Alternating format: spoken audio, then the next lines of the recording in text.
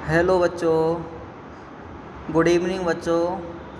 देखिए, बहुत समय बाद आज हम एक वीडियो फिर से बना रहे हैं, लेकिन ये वीडियो आपकी वर्कशीट पर नहीं है, किसी पर्टिकुलर वर्कशीट पर नहीं है, लेकिन यह वीडियो अभी तक की क्लास 9th और 10th की 1 से लेकर 20 तक की टोटल जितनी भी वर्कशीटें हैं उसमें क्या थ्योरी दी गई है, कौन से फॉर्मूले, कौन सी आइडेंटिटी दी गई है, उससे रिलेटेड है।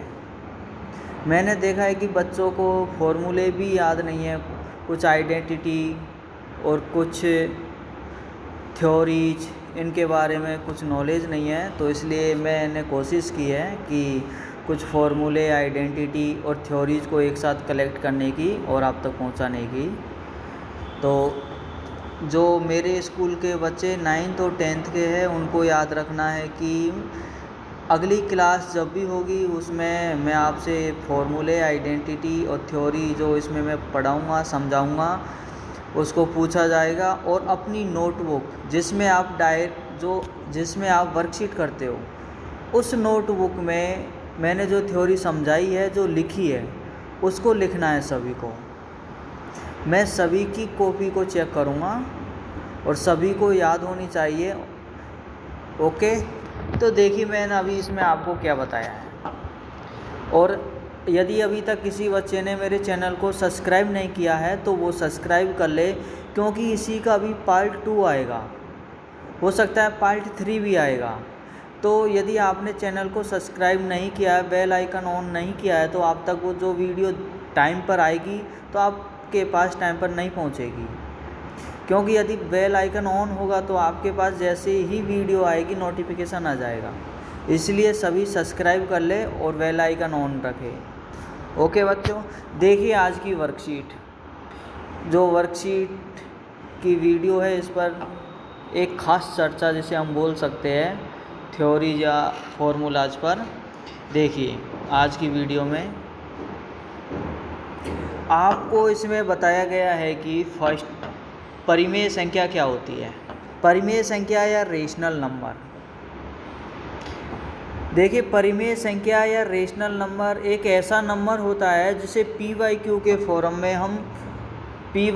फॉर्म में लिख सकते हैं। रेशनल नंबर एक ऐसा नंबर होता है जिसे हम पी वाई क्यू के फॉर्म में लिख सकते हैं, अंश अपॉन हर के रूप में जिसे दर्शा सकते हैं। जहाँ पी और क्यू क्या है, जहाँ पी और क्यू पूर्णांक है, जहाँ पी और क्यू क्या है, इंटीजर, और क्यू नॉट इजकल टू 0 होना चाहिए। क्यू क्या होना चाहिए, क्यू नॉट इजकल टू 0 होना चाहिए। ओके बच्चों, जैसे आपको एग्जाम्पल में दिया गया है कि 1/2, जैसे 1/2 में जैसे हम 1 क्या हो गया, p अपॉन 2 क्या हो गया, q। तो 1/2 कैसा नंबर, एक रेशनल या परिमेय संख्या है। 3 कैसा नंबर है, 3 में जब हम अपॉन में 1 लगा देते हैं तो 3/1 लिख सकते हैं। तो ये 3p और 1q, तो p/q के फॉर्म में हम जिसे लिख सकते हैं, ऐसे नंबर को क्या कहते हैं, रेशनल नंबर या परिमेय संख्या। जहाँ पर p और q आपके क्या होते हैं, पूर्णांक या इंटीजर होते हैं, और q नॉट इजकल टू 0 होता है। ओके बच्चों, अब देखिए परिमेय संख्या के बाद में अपरिमेय संख्या या इरेशनल नंबर। देखिए, ऐसा नंबर जिसे p/q के फॉर्म में नहीं लिखा जा सकता है, ऐसा नंबर जिसे p/q के फॉर्म में नहीं लिखा जा सकता है, उसे हम अपरिमेय संख्या या इरेशनल नंबर कह सकते हैं। Not define in form of p/q। ऐसा नंबर जिसे p/q के फॉर्म में डिफाइन नहीं किया जा सकता, जिसे शो नहीं किया जा सकता, उसे क्या कहते हैं, इरेशनल नंबर। देखिए, जैसे आपके पास एग्जाम्पल दिया गया है √3। √3 जो हमें नंबर दिया गया है, √3 की वैल्यू कैसी है। देखिए, √3 की वैल्यू क्या होती है, फिक्स वैल्यू नहीं होती √3 की। जैसे √3 की वैल्यू 1.7 1.7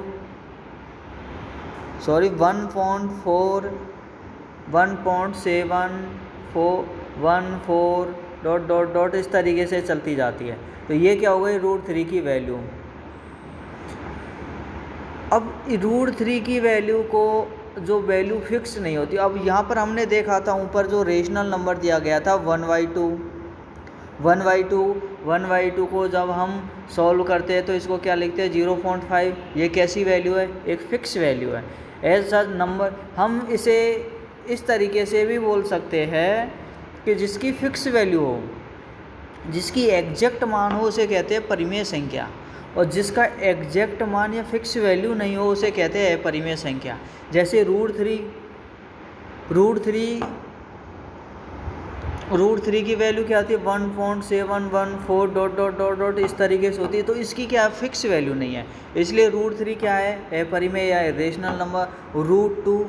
√2 की वैल्यू क्या 1.414 डॉट डॉट डॉट डॉट इस तरीके से रूट वाली संख्या जो जिनका क्या है हम वर्गमूल नहीं निकाल सकते और जिनकी कोई फिक्स वैल्यू नहीं होती है तो उन्हें क्या कहते हैं अपरिमेय संख्या या इर्रेशनल नंबर। ओके बच्चों, अब देखिए हम परिमेय अपरिमेय संख्या को डिफाइन कर सकते हैं, डिवाइड कर सकते हैं कि वो शांत नंबर होगा या अशांत अनावर्ती। ओके, शांत मतलब टर्मिनेटिंग नंबर, जैसे 1/2 की वैल्यू सॉल्व करने पर क्या आई 0.5। तो ये कैसा हो गया, एक टर्मिनेटिंग या शांत नंबर हो गया, मतलब एक फिक्स नंबर हो गया जिसकी एक फिक्स वैल्यू होती है। जैसे हम लिख सकते हैं 1.4, ठीक है। तो ऐसी ही कुछ वैल्यू है जिनका मान एक फिक्स हो, एक फिक्स नंबर के बाद वो ख़त्म हो जाए तो उन्हें कहते हैं टर्मिनेटिंग या शांत नंबर। ओके बच्चों, अब देखिए अशांत या नॉन टर्मिनेटिंग रिकरिंग नंबर। अशांत नॉन टर्मिनेटिंग नॉन रिकरिंग, जैसे 1/3 हमें दिया गया है, जब इसको हम सॉल्व करते हैं 0.33 इन्फिनाइट तक जाता है। तो ऐसा नंबर जो सेम डिजिट या समान अंक की क्या हो, रिपीटेशन हो और इन्फिनाइट तक जाए तो उसे कहते हैं non terminating recurring number. Okay, अशांत आवर्ती। अब यदि ऐसा नंबर जो जैसे इन्फिनाइट तक जाए लेकिन समान पदों की क्या हो, रिपीटेशन नहीं हो, जैसे 0.125632 डॉट डॉट डॉट इन्फिनाइट तक जा रहा है लेकिन समान नंबर की क्या नहीं हो रही, पुनरावृत्ति नहीं हो रही, तो ऐसे नंबर को क्या कहते हैं, ऐसे नंबर को कहते हैं बच्चों non terminating non recurring number. Non terminating non recurring number. Okay, अब देखिए तो ये हमारा परिमेय संख्या हो गया। परिमेय संख्या के बारे में बता दिया है, परिमेय संख्या शांत और अशांत। एक हमने अभी बताया था नॉन टर्मिनेटिंग नॉन रिकरिंग, इसको भी लिख लीजिए यहाँ पर कि अशांत अनावर्ती नंबर। ओके, अब देखिए अगला वास्तविक संख्याएं या रियल नंबर क्या होता है। परिमेय और अपरिमेय संख्याओं को यदि जोड़ दिया जाए या मिला लिया जाए तो परिमेय और अपरिमेय संख्याओं को क्या कहा जाता है, रियल या वास्तविक नंबर कहा जाता है। जैसे 2 + √3, आपको पता है 2 क्या है, 2 रियल नंबर है, 2 क्या है रेशनल नंबर और √3 क्या है इर्रेशनल नंबर। तो ये क्या हो गया, एक रियल नंबर हो गया। ये क्या हो गया, एक रियल नंबर हो गया। तो रियल नंबर किसे कहते हैं, परिमेय और अपरिमेय संख्याओं के योग को क्या कहते हैं, रियल नंबर कहते हैं। अब देखिए परिमेयकरण या रेशनलाइजेशन क्या होता है, हर संख्या को हटाकर एक परिमेय संख्या में बदलना। मतलब हर में जो पद दिया गया या न्यूमरेटर में जो पद दिया गया है, किसी संख्या के न्यूमरेटर में जो पद दिया गया उसको हटाकर यदि न्यूमरेटर में रूट वाला पद दिया गया हो, जैसे न्यूमरेटर में रूट वाला पद दिया गया हो तो उस रूट वाले पद को हटाकर एक क्या बनाते हैं, रेशनल नंबर।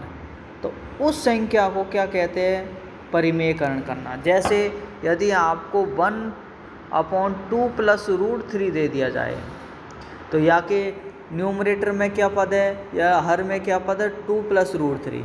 तो हम क्या करेंगे, जो 2+√3 का जो पद दिया गया है इसको हटाने के लिए क्या करेंगे, रेशनलाइजेशन या परिमेयकरण करेंगे। तो परिमेयकरण करने के लिए क्या करेंगे, तो इस जो 2+√3 जो हमें नंबर दिया गया है तो इसके विपरीत चिन्ह से, जैसे 2-√3 वाली संख्या से अंश और हर न्यूमरेटर और डिनोमिनेटर में क्या करेंगे, मल्टीप्लाई करेंगे।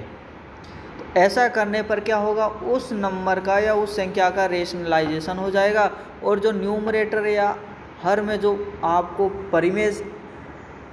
अपरिमेय नंबर दिया गया है वो क्या हो जाएगा, वो हट जाएगा।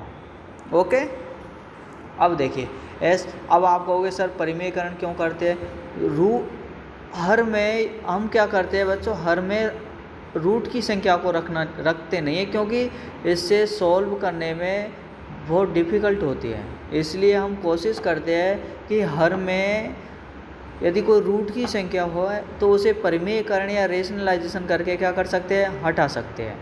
ओके, अब देखिए रेशनलाइजेशन के बाद घातांक के नियम, लॉ ऑफ एक्सपोनेंट। देखिए जब एक संख्या को, देखिए लॉ ऑफ एक्सपोनेंट में क्या दिया गया है, जब एक संख्या को स्वयं संख्या से ही बार बार गुणा करते हैं तो उसे क्या कहते हैं, घातांक या एक्सपोनेंट रूप में लिख सकते हैं। तो इसे हम घातांक भी कहते हैं और उसे हम क्या कर सकते हैं, घातांक रूप में भी लिख सकते हैं।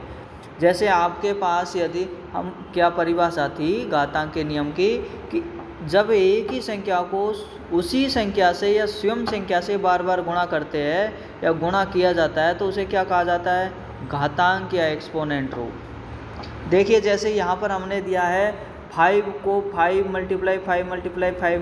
5 5 को हमने 4 बार मल्टीप्लाई किया तो इसको हम क्या लिख सकते हैं, 5 की पावर 4। ओके, 5 की पावर 4, तो यहाँ पर 5 तो क्या हो गया, 5 इसका बेस हो गया, आधार हो गया, लेकिन 4 क्या हो गई, 4 इसकी घात हो गई। ये क्या हो गया, एक एक्सपोनेंट हो गया। 4 क्या हो गया, एक्सपोनेंट हो गया। तो जब हमने बताया था जब एक ही संख्या को स्वयं संख्या से बार बार गुणा किया जाता है तो उसे हम घातांक के रूप में लिख सकते हैं। जैसे हमने यहाँ पर 5 को मल्टीप्लाई किया 4 टाइम्स तो 5, तो हमने इसको विस्तार के रूप में यहाँ पर लिखा, और इसको जब शॉर्ट फॉर्म में लिखते हैं, शॉर्ट रूप में लिखते हैं तो क्या लिख सकते हैं, 5 की पावर 4, जहाँ पर 5 क्या है, 5 आधार या बेस, और 4 क्या है, एक्सपोनेंट, इसका घातांक रूप। ओके बच्चों, अब देखिए घातांक के कुछ नियम भी होते हैं। रूल नंबर फर्स्ट, देखिए घातांक के कुछ इम्पोर्टेंट रूल जो आपकी वर्कशीट में दिए गए थे उन्हें मैं अभी आपको लिखा रहा हूँ। रूल नंबर फर्स्ट क्या है, यदि a की पावर m मल्टीप्लाई a की पावर n है, मतलब यदि कोई आपको 2 नंबर दिए गए हैं उनके आधार समान हो, उनके क्या समान हो, आधार, लेकिन घाते अलग अलग हो तो क्या करते हैं, हम घातों को जोड़ देते हैं। जैसे 5 की पावर 3 मल्टीप्लाई 5 की पावर 2, आधार क्या है 5, लेकिन घाते 3 और 2 क्या है, अलग अलग। तो हम क्या कर सकते हैं, तो हम इन घातों को एक साथ जोड़ सकते हैं आधार को लेकर। आधार क्या है 5, तो 5 की पावर 3 + 2, तो 5 की पावर क्या हो गई, 5। तो ये क्या हो गया, यदि हमें जो रूल नंबर फर्स्ट है बच्चों, रूल नंबर फर्स्ट क्या है, रूल नंबर फर्स्ट ये है कि हमें यदि कोई 2 ऐसे नंबरों को मल्टीप्लाई दिया गया है जिनके आधार तो समान हो लेकिन घाते अलग अलग हो, तो हम क्या करते हैं, आधार को लिखकर उनके घातों को जोड़ देते हैं। ये तो हो गया रूल नंबर फर्स्ट। अब देखिए रूल नंबर सेकंड, यदि आपको कोई एक ऐसा नंबर दिया गया है जिसका आधार समान हो लेकिन कोष्टक या ब्रैकेट लगाकर आपको उनका मल्टीप्लाई दिया गया है, ब्रैकेट लगाकर पावर दी गई है, सॉरी, यदि आधार समान हो लेकिन ब्रैकेट लगाकर आपको पावर दी गई है तो हम क्या करते हैं, पावर को डायरेक्ट मल्टीप्लाई कर देते हैं। जैसे 5 की पावर 3 की पावर 2, यदि इस तरीके से आपको दिया गया है तो आप इसको सॉल्व कैसे करोगे, 5 की पावर 3 मल्टीप्लाई 2, तो 5 की पावर 6, तो इसको आप डायरेक्ट इस तरीके से लिख सकते हैं। ओके, ये रूल नंबर 2। अब देखिए रूल नंबर 3, रूल नंबर 3 आपको क्या दिया गया है? रूल नंबर 3 दिया गया है कि ए की पावर m अपॉन ए की पावर n, ए की पावर m अपॉन ए की पावर n। यहाँ पर क्या है, आधार अंश और हर, न्यूमरेटर और डिनोमिनेटर में आधार समान है। आधार ऊपर भी a है नीचे भी a है, ऊपर पावर m दी गई है नीचे पावर n दी गई, लेकिन आधार समान है। यदि आधार समान हो और अंश और हर के रूप में यदि कोई नंबर दिया गया है तो हम क्या कर सकते हैं, आधार को समान रखकर पावरों को घटा लेते हैं। जैसे यदि आपको 5 की पावर 3 अपॉन 5 की पावर 2 के रूप में कोई नंबर दिया गया हो और बोला जाए कि इसको सॉल्व कीजिए, तो क्या करोगे, आप देखोगे कि आप डायरेक्ट रूल नंबर 3 लगाओगे। रूल नंबर 3 में क्या दिया गया है कि आधार जब समान हो और अंश और हर के रूप में यदि कोई संख्या दी गई हो और उनकी घातें अलग अलग हो तो हम क्या कर सकते हैं, हम क्या करेंगे, तो आधार लिखेंगे और उनकी घात ऊपर वाली घात में से नीचे वाली घात को घटा देंगे। तो 5 माइनस 2, यदि नीचे वाली घात माइनस में दी गई है तो 5 माइनस 5, जैसे ये तो पिछला वाला हो गया। अब यदि अब इसको करना है तो 5 माइनस और माइनस 2, तो जब माइनस माइनस मल्टीप्लाई करेंगे तो प्लस हो जाएगा, तो 5 की पावर 3 प्लस 2 5 हो गया। और यदि यहाँ पर प्लस दिया गया है तो 5 माइनस 2, यहाँ पर प्लस, तो 5 की पावर 1। तो इस तरीके से रूल नंबर 3 का प्रयोग करना है। अब देखिए रूल नंबर 4। रूल नंबर 4 क्या दिया गया है कि a की पावर m मल्टीप्लाई b की पावर m, a की पावर m मल्टीप्लाई b की पावर m। अब यहाँ पर क्या दिया गया है, यहाँ पर आधार a है यहाँ पर आधार b है, लेकिन घाते क्या है, समान। यदि आधार अलग अलग और घाते समान हो तो हम क्या करते हैं, आधारों को मल्टीप्लाई करके घात एक ही लगा देते हैं।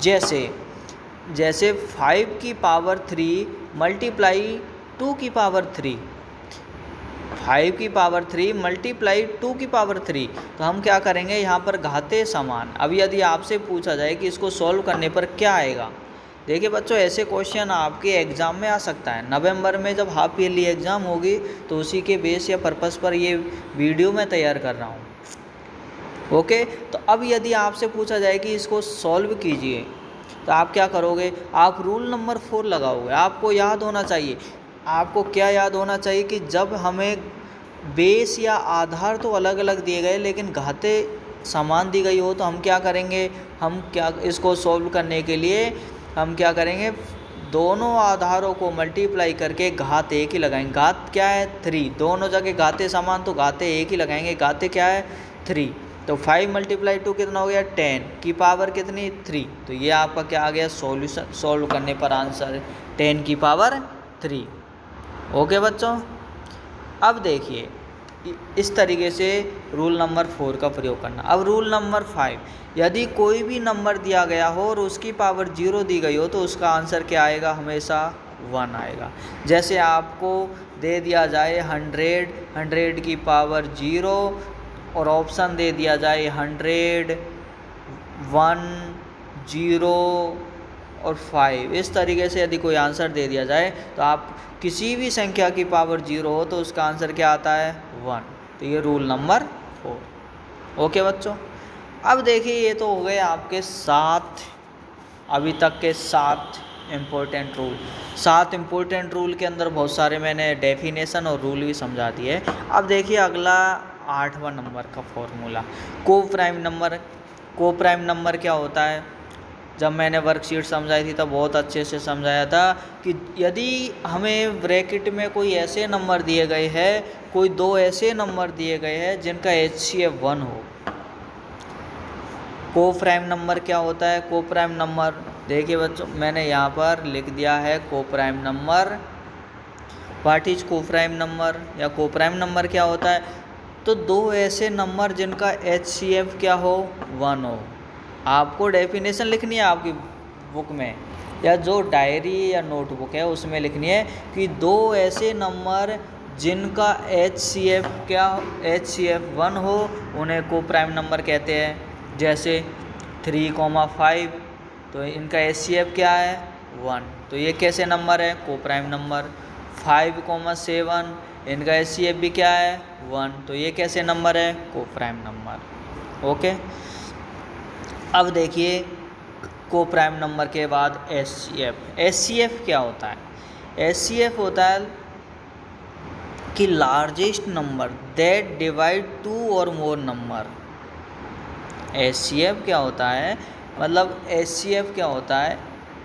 एक ऐसा लार्जेस्ट नंबर जो 2 या 3 नंबरों को क्या कर सके, कंप्लीटली डिवाइड कर सके। जैसे यदि आपसे कहा जाए 4 और 8 का HCF निकालिए, तो 4 और 8 का हम एक ऐसा बड़ा से बड़ा मान लेंगे या लार्जेस्ट ऐसा नंबर लेंगे जो 4 और 8 को कंप्लीटली डिवाइड करे। तो क्या 1 क्या 2 इनको डिवाइड कर रहा है? 2 डिवाइड करता है। और 4 भी 4 और 8 को डिवाइड करता है, लेकिन 8 को डिवाइड करता है लेकिन 4 को नहीं करता, इसलिए इसको नहीं लेंगे। 2 दोनों को डिवाइड 2 और 4 दोनों नंबरों को डिवाइड कर रहा है। लेकिन HCF क्या होता है? लार्जेस्ट नंबर जो दोनों को डिवाइड करे। तो 2 और 4 में लार्जेस्ट नंबर क्या है? 4। तो 4 और 8 का HCF क्या होगा? 4। ओके बच्चों, तो इसलिए HCF क्या होता है? HCF ऐसा लार्जेस्ट नंबर होता है जो 2 या 2 से अधिक नंबरों को पूर्ण रूप से डिवाइड करे। ओके, अब देखिए LCM। नेक्स्ट डेफिनेशन LCM क्या होता है कि the smallest number that can be divisible by each of the given number. ऐसा एक नंबर जो 2 या 2 से अधिक नंबरों का क्या हो, 2 या 2 से मतलब अधिक नंबरों से डिवाइड किया जा सके या उनका मल्टीप्लिकेशन हो। जैसे अब यदि हम 4 और 8 का LCM निकाले तो क्या आएगा? आपको पता है कि आपको ऐसा स्मॉलेस्ट या छोटा से छोटा नंबर लेना है जो क्या हो, डिविजिबल दोनों नंबरों के द्वारा। 2 नंबर है तो 2 से 3 है, तो 3 से 4 है, तो 4 नंबरों से क्या हो, डिविजिबल या विभाजित हो। तो देखिए 4 और 8 का स्मॉलेस्ट नंबर ऐसा कौन सा है? देखिए 8 और 16 2 ऐसे नंबर है। तो 8 किसको भी 8 4 से भी डिवाइड है और 8 से भी डिवाइड है, लेकिन 16 भी 4 से डिवाइड है और 8 से डिवाइड है। लेकिन हमें कैसा नंबर लेना है? स्मॉलेस्ट नंबर, सबसे छोटा नंबर जो दोनों नंबरों से डिवाइड हो। तो ऐसा कौन सा नंबर है? 8। तो 4 और 8 का LCM क्या होगा? 8 और HCF क्या होगा? 4। ओके, अब सभी को मुझे उम्मीद है HCF और LCM समझ में आ गया होगा। यदि किसी को जो 8 ये फॉर्मूले या थ्योरी दी गई है इनमें किसी को यदि कुछ प्रॉब्लम है तो वो फिर से देखे, यदि फिर भी प्रॉब्लम है तो मेरे से कमेंट करके पूछे। और यदि अभी तक किसी ने चैनल को सब्सक्राइब नहीं किया है तो वो चैनल को सब्सक्राइब करें, लाइक करें और कमेंट्स ज़रूर करें। अब देखिए नेक्स्ट क्वेश्चन। देखिए अभी 23 मिनट की वीडियो हो गई है एक पेज में, क्योंकि मैं कोशिश कर रहा हूँ आपको अच्छे से अच्छे समझाने की। जो मैंने कलेक्ट किए फॉर्मूले थ्योरी उनको यदि यहाँ पर एग्जाम्पल नहीं लिखे हैं तो मैं उनको समझाने की कोशिश कर रहा हूँ आपको, इसलिए टाइम लगेगा। हो सकता है वीडियो 3 पार्ट में आ जाए, 4 पार्ट में आ जाए, लेकिन वीडियो आती रहेगी टाइम टू टाइम। ओके बच्चों, अब देखिए फॉर्मूला नंबर 9। फॉर्मूला नंबर 9 क्या है? a प्लस वी का whole square. a plus we का होल स्क्वायर क्या होता है? ये आइडेंटिटी है। ये आपके एग्जाम में डायरेक्ट फार्मूला भी आ जाते हैं कि a प्लस वी का होल स्क्वायर का फार्मूला क्या होता है? a प्लस वी के होल स्क्वायर का फार्मूला होता है बच्चों a square plus 2ab plus B square. Okay, अब देखिए नीचे a माइनस बी का whole square, a minus B का होल स्क्वायर होता है a square minus 2ab plus B square. Okay, दोनों फार्मूला याद होने चाहिए। और a square minus B square को हम क्या लिख सकते हैं? a square minus B square is equal to a plus b multiply a minus b. a square minus B square is equal to a plus b multiply a minus b. Okay बच्चों, अब देखिए formula number 10। A plus we का whole cube क्या होता है, a plus we का whole cube होता है a cube plus 3ab a plus bracket a plus b plus b cube. इसी तरीके से ए माइनस वी का होल क्यूब होता है a cube minus 3ab bracket a minus b minus b cube. Okay बच्चों, अब देखिए x plus Y plus z का होल स्क्वायर क्या होता है। यदि 3 नंबर दिए गए तो उनका होल स्क्वायर क्या होता है, जैसे X square plus Y square plus Z square plus 2xy plus 2yz plus 2zx। Okay बच्चों, तो ये आइडेंटिटी है कुछ, ये आइडेंटिटी सभी बच्चों को याद होनी चाहिए। अब देखिए आइडेंटिटी नंबर 11। आइडेंटिटी नंबर 11 क्या होती है, X cube plus Y cube plus Z cube minus 3xyz is equal to X plus Y plus Z bracket X square plus Y square plus Z square minus X Y minus Y Z minus Z X. Okay बच्चों, अब देखिए आपको कुछ नंबरों का पता होना चाहिए कि ये नंबर क्या है क्या नहीं है। जैसे प्राकृतिक नंबर या नेचुरल नंबर कौन सा होता है, ऐसा नंबर जो 1 से स्टार्ट हो और इन्फिनाइट तक जाए, ऐसे नंबर को नेचुरल नंबर या प्राकृत संख्या कहते हैं। पूर्ण संख्या या होल नंबर क्या होता है, ऐसा नंबर जो 0 से स्टार्ट हो और इन्फिनाइट तक जाए उसे हम पूर्ण संख्या या होल नंबर कहते हैं। लेकिन 1 से स्टार्ट होने वाला नेचुरल, 0 से स्टार्ट होने वाला होल नंबर या पूर्ण संख्या। अब देखिए पूर्णांक या इंटीजर क्या होता है, जो माइनस अनंत से प्लस अनंत तक हो के बीच के सारे नंबर जिसमें नेगेटिव नंबर भी शामिल हो और पॉजिटिव नंबर भी शामिल हो। जैसे -5 -7 -9 +11 सारे पॉजिटिव नेगेटिव नंबरों को क्या कहते हैं, इंटीजर या पूर्णांक नंबर। ओके बच्चों, जैसे ये मैंने बताया गया है। अब देखिए इसमें परिमेय संख्या या रेशनल नंबर क्या होता है। ऐसा अभी मैंने बताया था, ऐसा नंबर जिसे p/q के फॉर्म में लिखा जा सकता है या जिसकी एक फिक्स वैल्यू हो, उसे क्या कहते हैं, उसे हम रेशनल नंबर, जैसे -2/5 3/7 1/2 ...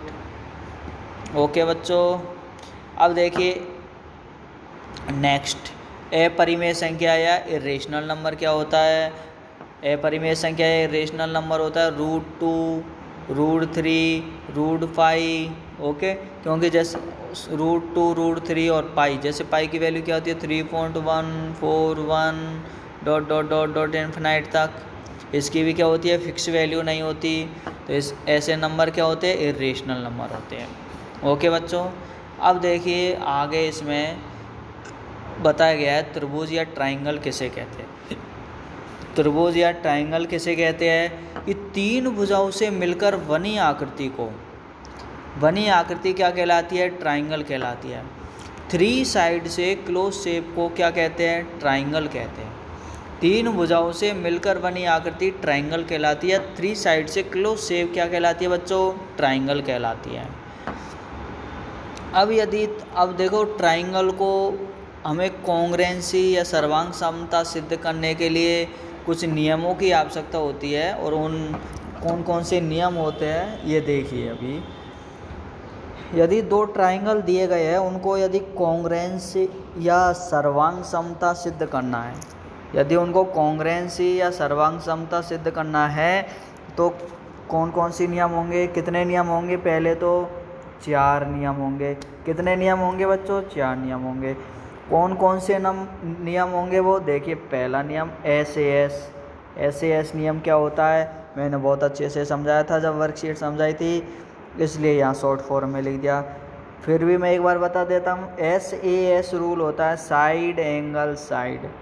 2 ऐसे ट्राइंगल जिनमें हमें क्या दिया गया हो, जैसे हमारे पास 2 ट्राइंगल हैं, हमें 2 भुजाएं दी गई और उन भुजाओं के बीच में बना हुआ एंगल भी क्या हो, बराबर। मतलब पहले त्रिभुज की 2 भुजा और उनके बीच में बना हुआ एंगल दूसरे त्रिभुज की 2 भुजा और उनके बीच में बना हुआ एंगल के बराबर हो, तो ऐसे त्रिभुज क्या होते हैं, कॉन्ग्रुएंस। और किस रूल के तहत होते हैं वो, SAS साइड एंगल साइड देखिए जैसे साइड, एंगल और साइड। ओके बच्चों, तो ये होता है आपका साइड एंगल साइड रूल। अब देखिए सेकंड रूल, ए ऐसे एंगल साइड एंगल, जैसे दो त्रिभुज दिए गए हैं, यदि इसका ये एंगल, ये साइड, ये एंगल, एक ही साइड पर यदि दो एंगल बने हुए हैं, यदि साइड ये ली गई है तो ये एंगल और ये एंगल, दूसरे त्रिभुज की साइड और उस पर बने हुए दोनों एंगलों के क्या होने चाहिए, बराबर होने चाहिए, तो एंगल साइड एंगल रूल लगेगा। यदि एक त्रिभुज की तीनों साइड दूसरे त्रिभुज की तीनों साइडों के बराबर हो तो हम क्या कह सकते हैं, साइड साइड साइड रूल से उनको सर्वांग सम या कॉन्ग्रुएंस सिद्ध कर सकते हैं। RHS, RHS क्या होता है, राइट एंगल हाइपोटेनियस साइड, मतलब दो ऐसे त्रिभुज, जैसे एक त्रिभुज जिसमें क्या हो 90 डिग्री का कोण हो और उसके सामने की भुजा कर्ण, और दूसरा हमें क्या दिया गया हो, इनके अलावा यदि किसी एक साइड का पेयर या एक साइड दूसरे त्रिभुज के राइट एंगल और कर्ण के बराबर तथा दूसरी साइड या किसी अदर साइड के इक्वल हो तो हम क्या कर सकते हैं, उन दोनों त्रिभुजों को सर्वांग सम सिद्ध कर सकते हैं। किस रूल के तहत, RHS रूल के तहत। ओके बच्चों, तो अभी आपको पता होना चाहिए यदि दो त्रिभुज दिए गए उनको कॉन्ग्रुएंस सिद्ध करने के लिए कितने रूलों की आवश्यकता होती है, 4 रूल। कौन कौन से रूल है वो, SAS, ASA, SSS, RHS। Okay, अब देखिए माध्यिका या मीडियन क्या होती है। माध्यिका या मीडियन क्या होती है, देखिए मैंने डायरी या नोटबुक चेक की थी तो मैक्सिमम बच्चों की नोटबुक में मैंने पाया कि उन्होंने मीडियन की डेफिनेशन को रॉन्ग लिख रखा था। उन्होंने मीडियन की डेफिनेशन को रॉन्ग, माध्यिका की जो परिभाषा थी उसको गलत लिख रखा था। तो उन बच्चों से यदि उन्होंने जहाँ से वीडियो देखी है तो अपनी डेफिनेशन को एक बार सुधार ले या चेक कर ले कि हाँ मेरी गलत तो नहीं है। वैसे मैंने काफ़ी बच्चों की नोटबुक में उसमें गोला लगा दिया है, लेकिन आप एक बार फिर भी चेक कीजिए। मीडियन की डेफिनेशन क्या होती है, मीडियन की डेफिनेशन होती है जब किसी त्रिभुज के एक सीट से सामने वाली भुजा को दो समान भागों में विभाजित करती है या सामने वाली भुजा को दो समान भागों में विभाजित करने वाली रेखा क्या कहलाती है बच्चों, विभाजित करने वाली रेखा माध्यिका कहलाती है। जैसे आपके पास एक ये त्रिभुज है, सपोज ये शीर्ष, इस त्रिभुज ABC का शीर्ष A से सामने वाली भुजा को दो समान भागों में विभाजित करने वाली रेखा माना बिंदु D पर मिलती है, तो BC का पॉइंट D, तो AD इस त्रिभुज की क्या हो गई, एक माध्यिका हो गई। तो परिभाषा में क्या बताया था, परिभाषा में बताया था जब किसी त्रिभुज के एक सीट से सामने वाली भुजा को दो समान भागों में विभाजित करने वाली रेखा उस त्रिभुज की माध्यिका कहलाती है। माध्यिका त्रिभुज को दो समान भागों में विभाजित करती है, ये नेक्स्ट पॉइंट इम्पोर्टेंट पॉइंट है।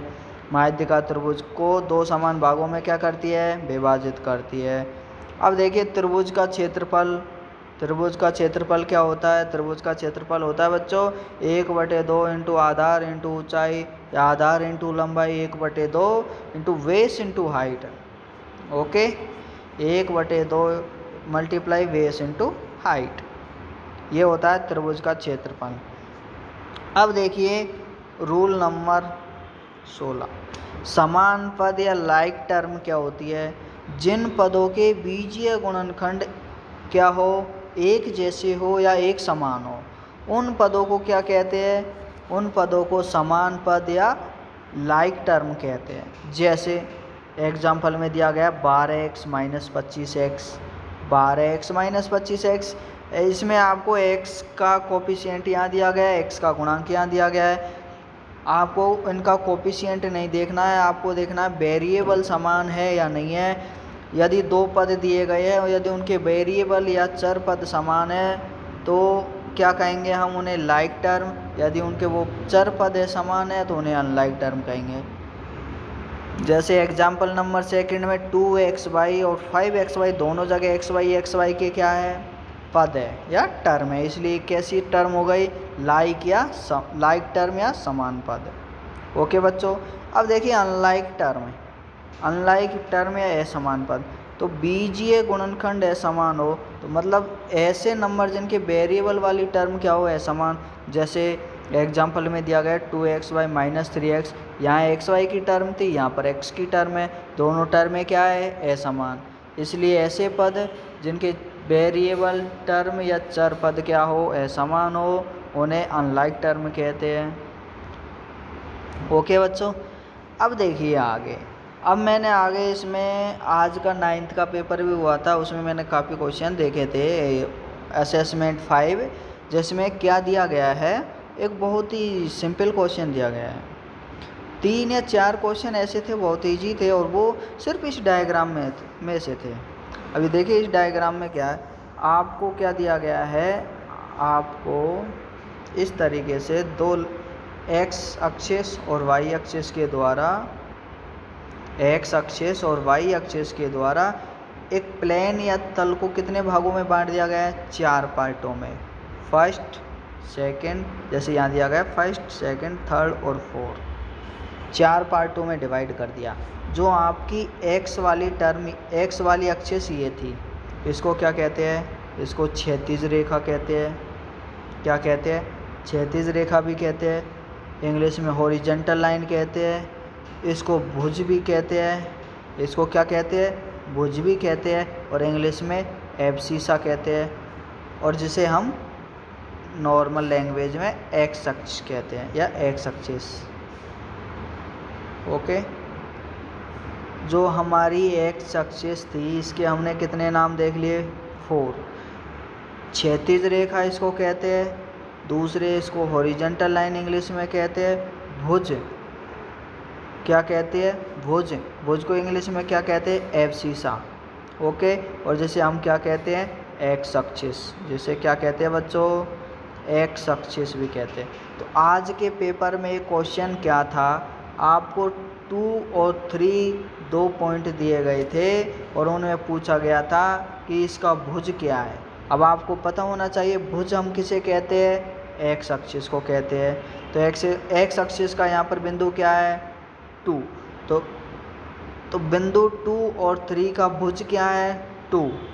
और यदि भुज और एक आता है कोटि, भुज या कोटि, तो कोटि किसे कहते हैं, वाई एक्सिस को। अभी देखो आगे,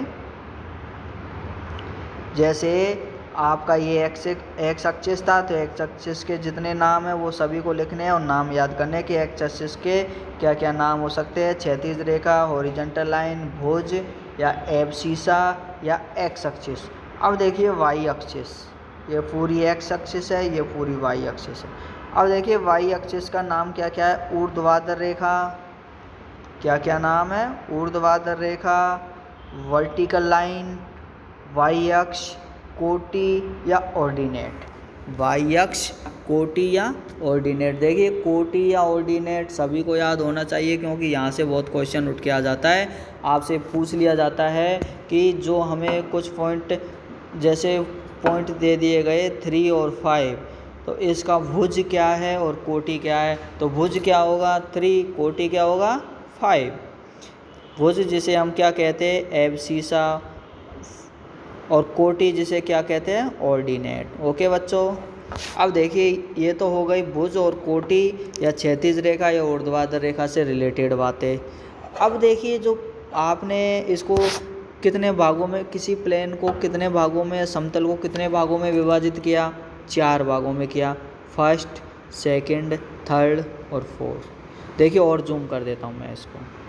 अब देखिए अच्छे से कितने भागों में विभाजित किया, 4 भागों, फर्स्ट, सेकंड, थर्ड और फोर्थ। एक्स एक्सिस और वाई एक्सिस जिस बिंदु पर मिलते हैं उस बिंदु को हम क्या कहते हैं, मूल बिंदु। उस बिंदु को हम क्या कहते हैं, मूल बिंदु। और मूल बिंदु के निर्देशांक क्या होते हैं, 0,0। मूल बिंदु के निर्देशांक क्या होते हैं बच्चों, 0,0। अब देखिए फर्स्ट क्वाड्रेंट में एक्स एक्सिस और वाई एक्सिस के कोऑर्डिनेट या बिंदु क्या होते हैं, दोनों प्लस प्लस या पॉजिटिव होते हैं। और सेकंड पार्ट में एक्स एक्सिस नेगेटिव होगा और वाई एक्स पॉजिटिव होगा। और थर्ड क्वाड्रेंट या पार्ट में एक्स एक्सिस और वाई एक्सिस के निर्देशांक किस में होंगे, दोनों माइनस में होंगे।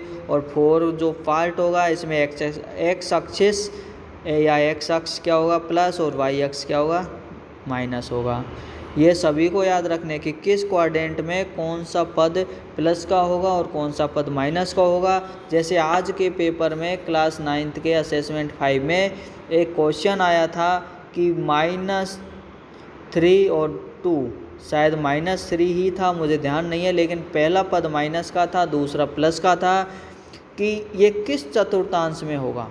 क्वाड्रेंट का मतलब होता है चतुर्थांश, फर्स्ट चतुर्थांश या सेकंड चतुर्थांश।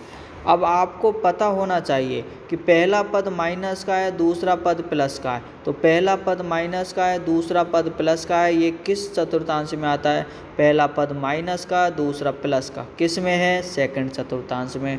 तो ये बिंदु किस चतुर्थांश में होंगे, ये बिंदु दूसरे या द्वितीय चतुर्थांश में होंगे।